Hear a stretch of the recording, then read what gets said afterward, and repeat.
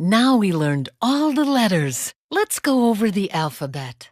A, B, C, D, E, F, G, H, I, J, K, L, M, N, O, P, Q, R, S, T, U, V, W, X, Y, and Z.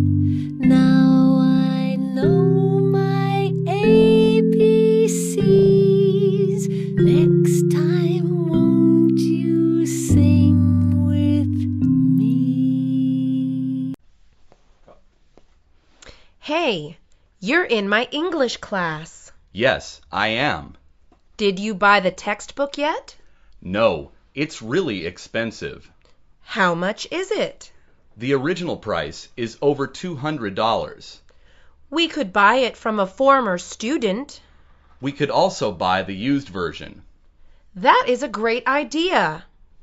I will give you the website to buy used books. Thank you so much. No problem at all.